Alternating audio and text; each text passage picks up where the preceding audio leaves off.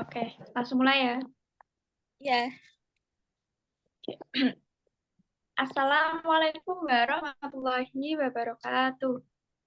waalaikumsalam warahmatullahi wabarakatuh. Alhamdulillahirabbil alamin wa bihi nasta'inu ala umuri dunya wa asyhadu an la ilaha illallah wa asyhadu anna Muhammadan abduhu wa rasuluh. Amma ba'd. Yang terhormat kepada dosen matkul public speaking Ibu Made Dwi Aryani, Esos, MSI, and Ikom. Yang saya hormati teman-temanku semua yang hadir di Zoom meeting ini. Puji syukur atas kehadirat Allah Subhanahu wa Ta'ala, yang mana pada pagi ini kita masih diberikan nikmat sehat sehingga kita semua bisa berkumpul di room meet ini untuk melakukan kegiatan seminar online yang bertemakan syiar agama Islam via media sosial dalam keadaan sehat tanpa halangan suatu apapun. Sholawat serta salam tak lupa kita haturkan kepada junjungan kita Nabi Agung Muhammad Sallallahu Alaihi Wasallam. Semoga kelak di hari kiamat kita diakui sebagai umatnya dan mendapatkan syafaatnya. Amin. Di sini saya selaku Master of Ceremony, izinkan saya untuk membacakan susunan acara pada pagi ini. Acara yang pertama yaitu pembukaan. Acara yang kedua, penyampaian materi. Acara yang ketiga, tanya jawab. Dan yang terakhir, penutup. Memasuki acara yang pertama yaitu pembukaan. Mari kita buka acara pada ini dengan bacaan basmalah. Bismillahirrahmanirrahim. Acara yang kedua yaitu penyampaian materi, di mana setiap pemateri akan menyampaikan kurang lebihnya 15 menit dengan sesi tanya jawab juga. Pemateri yang pertama akan disampaikan oleh Mbak Faizatul Azimah dengan moderator Mbak Dian Fauzia Al-Haifah. Waktu dan tempat saya persilahkan. Mbak.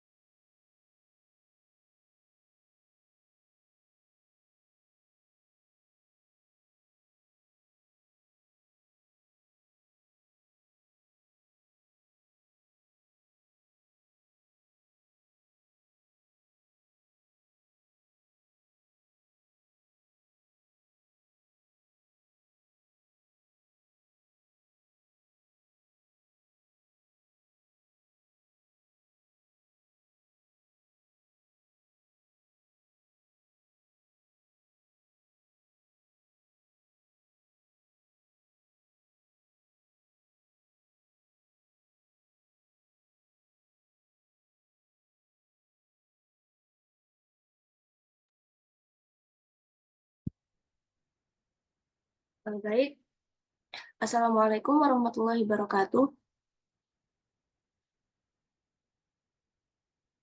Ya, perkenalkan saya Dian Fauzia Al-Haifah yang akan memandu seminar pada kesempatan pagi hari ini.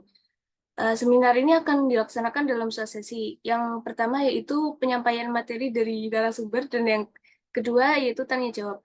Kali ini kita sudah hadir bersama kita 2 narasumber yaitu Kak Faizatul Azimah dan Sabrina Intan Sabritri. Pemateri yang pertama yaitu Kak Faiz.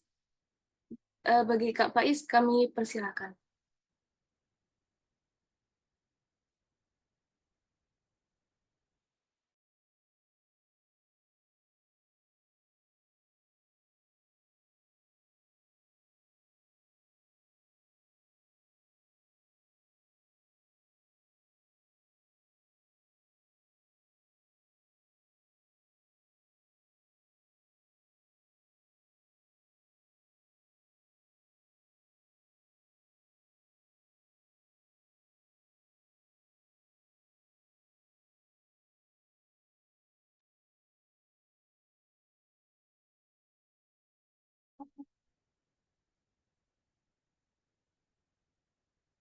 Sebelum Kak Faiz menyampaikan materinya, izinkan saya untuk membacakan sedikit biodata dari Kak Faiz. Nama lengkapnya yaitu Faizatul Azimah, jenis kelaminnya perempuan, alamatnya Kecamatan Bancar, Kabupaten Tuban, Jawa Timur, statusnya lajang, nomor WA 0821 3915 7144. Keluarga negaranya yaitu warga negara Indonesia. Baik, Kak Faiz bisa langsung menyampaikan materinya. Baik, terima kasih. Apakah suara saya sudah terdengar? Sudah, Kak, sudah. Sudah, Kak. Assalamualaikum warahmatullahi wabarakatuh. Bismillahirrahmanirrahim. Innalhamdulillah, assalatu wassalam ala rasulillah, la nabiyya ba'dah. La haula wa la quwata illa billah, amma ba'du. Yang terhormat kepada Ibu Made selaku dosen pengampu mata kuliah Public Speaking, dan tak lupa teman-temanku sekalian yang berbahagia. Sholawat serta salam tak lupa kami haturkan kepada baginda kita Nabi Agung Muhammad SAW yang telah menuntun kita dari zaman kegelapan menuju zaman yang terang benderang, yakni agama Islam. Oke, saya tidak akan berlama-lama di sini. Saya sebagai narasumber pertama yang akan menyampaikan tentang syiar agama Islam via media sosial. Next, Mbak.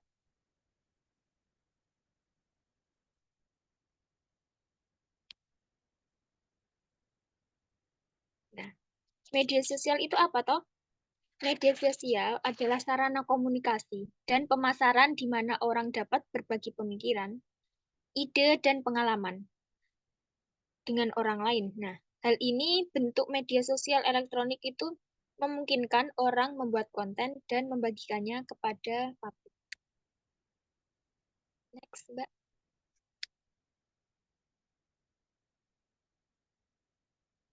Media sosial telah menjadi bagian penting dari kehidupan kita, memungkinkan kita untuk tetap terhubung dengan teman dan anggota keluarga, baik yang jauh maupun yang dekat.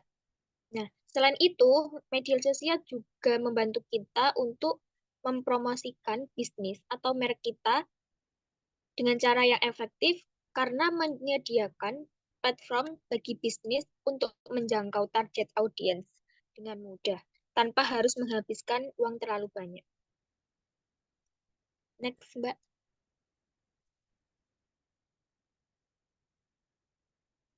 Nah, ini ada beberapa jenis media sosial, diantaranya yang pertama adalah Facebook, kedua Twitter, ketiga Instagram, keempat LinkedIn, kelima Discord, keenam WhatsApp, ketujuh Telegram, dan kedelapan TikTok. Next, Mbak. Nah, fungsinya apa toh media sosial itu? Yang pertama adalah tempat berbagi informasi tentang diri kita atau bisnis kepada orang lain. Agar orang lain ini tahu kalau kita, oh kita punya bisnis ini. Oh kita ini adalah asli orang sini, dan lain sebagainya. Yang kedua, menciptakan koneksi antara orang-orang yang memiliki minat yang sama. Misal nih, kita hobi badminton. Nah, kita bisa bergabung atau join ke grup badminton agar kita bisa menambah pengalaman dan wawasan tentunya. Yang ketiga, membantu orang menemukan bisnis lokal dan sumber daya lainnya. Yang keempat, memberi akses informasi tentang peristiwa yang terjadi di dekat atau yang jauh dari kita. Jadi dengan adanya media sosial itu kita bisa mengetahui berita baik itu dari jauh atau dari dekat. Misalnya ketika kita lagi healing. Nah, otomatis kalau kita meng-up di media sosial, teman-teman kita itu akan tahu kalau kita, oh tadi aku ke pantai dan lain sebagainya kayak gitu. Next, Mbak. Nah, ini 5 cara berdakwah melalui media sosial. Yang pertama adalah membuat titik maps masjid dan mengoptimalisasinya. Yang kedua, membuat platform media sosial ini seperti aplikasi NU online. Itu kan sangat membantu sekali karena ada aplikasinya tentang penentuan arah kiblat, kalender hijriah, terus waktu sholat dan lain sebagainya. Yang ketiga, menyelenggarakan kajian rutinan 2 atau 3 minggu sekali. Kalau di masjid dekat tempat tinggal saya itu ada rutinan yang disebut ini selapanan. Dan selapanan ini rutinan itu selama 40 hari sekali. Agar masjid itu juga tetap aktif dan ada acara gitu. Nggak cuma dibuat untuk beribadah saja, tapi juga untuk menimba ilmu. Yang keempat, mengupload rekaman kajian di YouTube. Nah, ini biar yang tidak bisa hadir di kajian tersebut bisa menyimak melalui media sosial, melalui YouTube. Yang kelima, mempublikasi semua agenda yang sudah dan akan berlangsung. Ini seperti misal kita membuat pamflet agar orang lain tahu kalau kita mau mengadakan agenda. Nah, mengadakan agenda bisa agar mereka itu tahu kita habis ngadain acara ini. Seperti itu. Dari saya, untuk pertanyaannya nanti ya.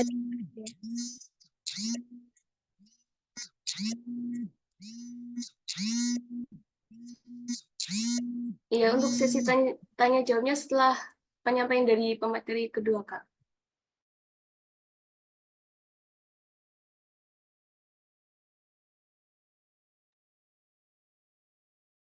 Baik, terima kasih kepada Kak Faiz yang telah menyampaikan materinya yang bermanfaat. Selanjutnya, mari kita simak materi dari pemateri kedua, yaitu Kak Sabrina. Kepada Kak Sabrina, kami persilakan.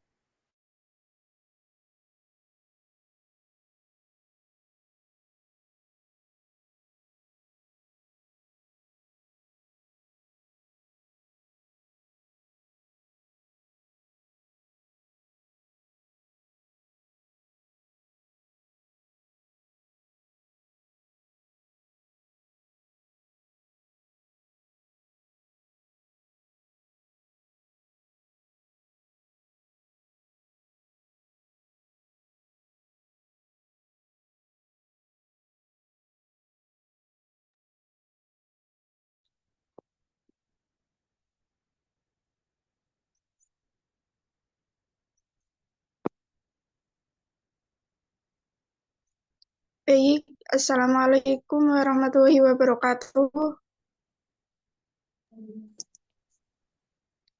Di sini saya sebagai pemateri kedua akan menyampaikan tentang syiar agama Islam di media sosial. Next, Mbak.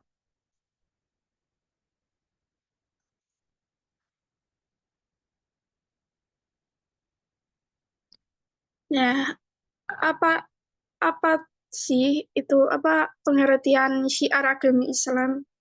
Nah, syiar agama Islam yaitu penyebaran atau penyiaran ajaran-ajaran Islam kepada masyarakat. Nah, syiar ini mencakup berbagai kegiatan seperti dakwah, pendidikan, dan amal sosial yang bertujuan untuk menyebarkan nilai-nilai Islam, meningkatkan pemahaman dan kesadaran umat Islam tentang ajaran agama, serta memperkuat iman dan takwa. Nah, kemudian kegiatan syiar ini bisa dilakukan melalui berbagai media, baik secara langsung maupun melalui media massa. Next, Mbak. Next, Mbak. Kemudian tujuan syiar agama Islam. Yang pertama, menyebarkan ajaran Islam. Kemudian yang kedua, meningkatkan pemahaman kesadaran meningkatkan pemahaman dan kesadaran.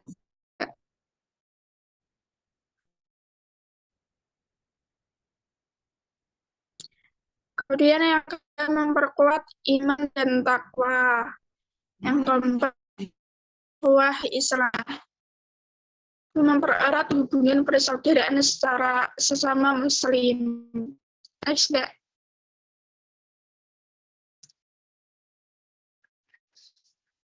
Kemudian yang kelima, mengajak kepada kebaikan dan mencegah kemungkaran. Kemudian yang keenam, menjadi teladan yang baik, menyampaikan syiar Islam dengan baik, dan menjadi contoh yang positif bagi masyarakat. Next, Mbak. Kemudian metode syiar agama Islam. Yang pertama ada dakwah lisan. Melalui ceramah, khutbah, atau pengajian di masjid, majelis taklim, dan berbagai acara keagamaan. Kemudian yang kedua dakwah tulisan, seperti buku, artikel, majalah, brosur, dan selebaran. Kemudian yang ketiga, media elektronik dan sosial, menggunakan televisi, radio, internet, dan media sosial untuk menyebarkan pesan-pesan Islam. Misalnya membuat video dakwah, podcast, atau postingan di platform media sosial. Kemudian yang keempat, amal sosial dan kegiatan kemasyarakatan. Melalui bisa membantu fakir miskin, mengadakan baksos, donor darah, dan lain-lain. Ya, kegiatan ini dapat menarik perhatian masyarakat dan menunjukkan nilai-nilai Islam dalam aksi nyata. Nah, kemudian diskusi dan dialog. Mengadakan diskusi, dialog, atau forum ilmiah yang membahas isu keagamaan dan sosial untuk meningkatkan pemahaman dan kesadaran. Kemudian karya seni dan budaya, menggunakan seni seperti nasyid, kaligrafi, teater, dan film untuk menyampaikan pesan-pesan Islam dengan cara yang menarik. Next, Mbak.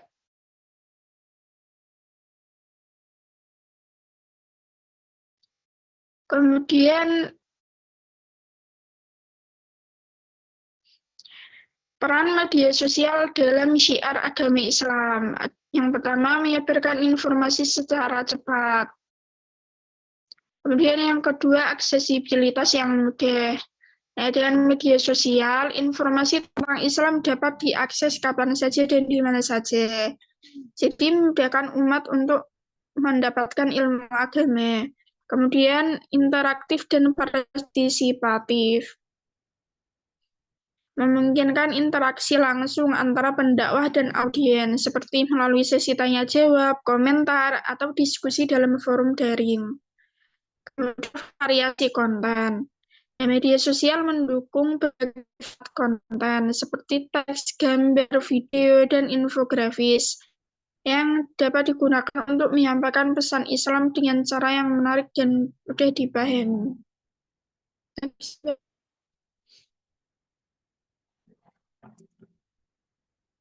Ya, Nah, itu yang dapat saya sampaikan, kurang lebihnya mohon maaf. Saya sampaikan kepada moderator. Baik, terima kasih banyak kepada Kak Sabrina yang sudah menyampaikan materinya yang bermanfaat. Baik, kita masuk ke sesi selanjutnya, yaitu sesi tanya-jawab dengan pemateri. Bagi yang ingin bertanya, silahkan membuka mic dan raise hand dan unmute ya, dan menyebutkan nama serta pertanyaannya. Baik, silakan untuk Kak Hani. Oke, baik. Izinkan saya bertanya kepada pemateri 1. Kan kalau mau membaca berita-berita Islam melalui media sosial kan ada tuh website-website terkenal seperti Online, Tribun News, dan lain-lain. Nah, pertanyaan saya, apa pandangan Islam mengenai menyebarkan berita palsu atau informasi yang belum terverifikasi di media sosial? Yang dari saya, terima kasih. Baik, terima kasih kepada Kak Hani untuk pertanyaannya. Kami terima terlebih dahulu. Kemudian, baik, saya ada pertanyaan untuk Kak Sabrina. Bagaimana sih cara dakwah yang efektif untuk kalangan generasi muda di zaman sekarang seperti itu. Baik, silakan untuk Kak Faiz lalu Kak Sabrina untuk menjawab pertanyaan yang tadi.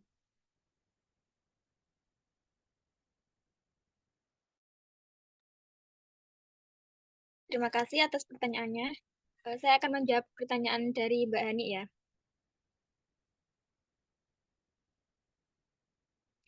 Pandangan Islam tentang menyebarkan berita palsu itu sangat tidak diperbolehkan karena termasuk pembohongan, ya, dusta.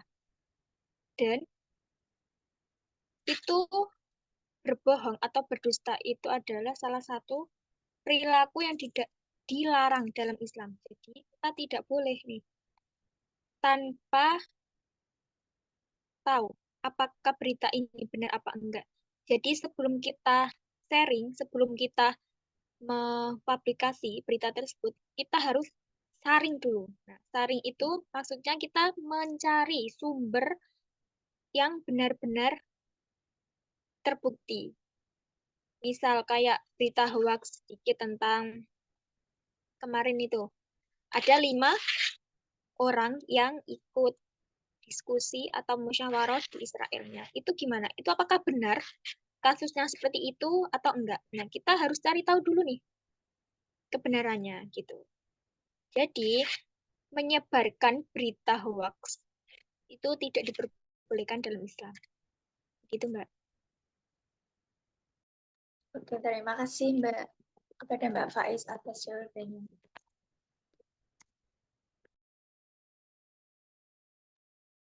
Baik, silakan Kak untuk Kak Sabrina menjawab pertanyaan.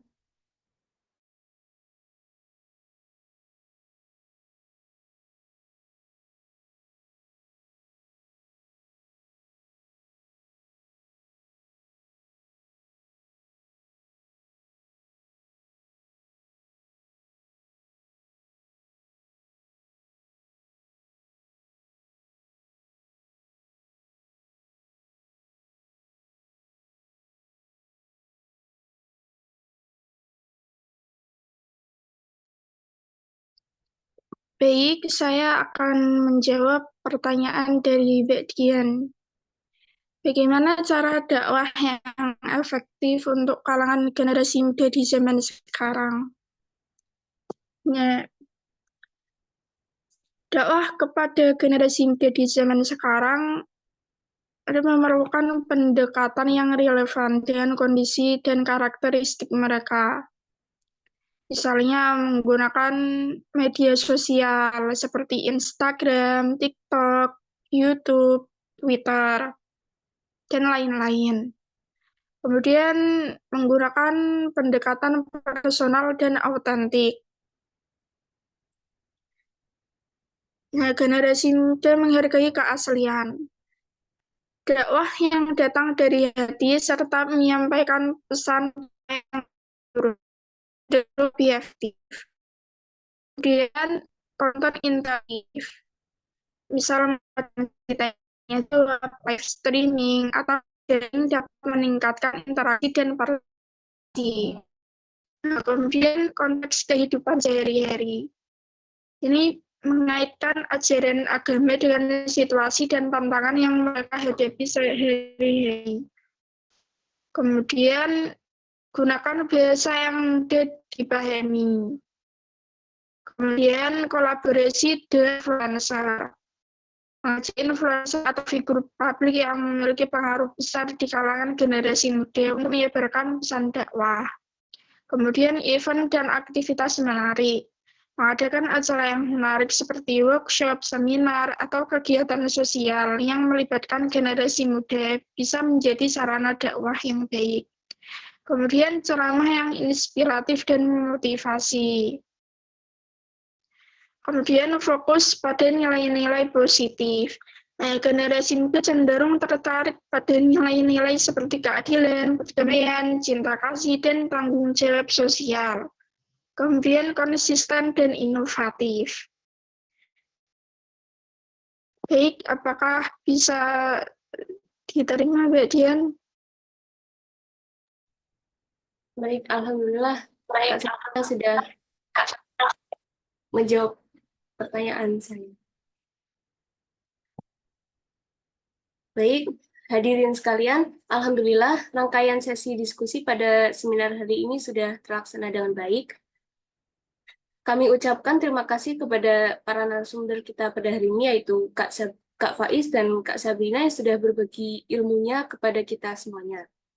Dan juga terima kasih kepada hadirin sekalian yang sudah menyimak dengan antusias diskusi kita pada hari ini. Sebelum saya kembalikan ke MC, mau ada sesi dokumentasi dulu ya.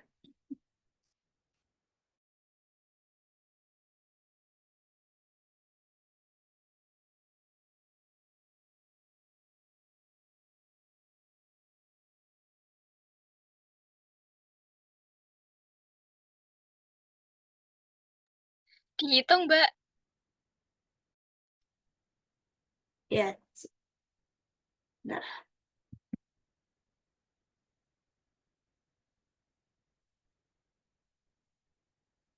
baik. Sudah on cam semuanya. Saya hitung ya. 1, 2, 3. Baik, sudah. Baik, sekali lagi terima kasih kepada hadirin yang telah hadir pada sesi diskusi kita pada hari ini. Saya kembalikan kepada MC sebagai pembawa acara. Oke, terima kasih. Tak terasa ya sudah di penghujung acara ya teman-teman. Mari kita bersama-sama mengucapkan kata Alhamdulillah. Alhamdulillahirabbil alamin. Demikianlah acara Room Zoom pada pagi hari ini. Ada kesalahan dalam pengucapan, mohon dimaafkan dan dimaklumi. Semoga ilmu yang disampaikan oleh pemateri dapat bermanfaat untuk kita semua. Kurang lebihnya mohon maaf. Wassalamualaikum warahmatullahi wabarakatuh. Waalaikumsalam warahmatullahi wabarakatuh. Terima kasih. Terima kasih kakak-kakak.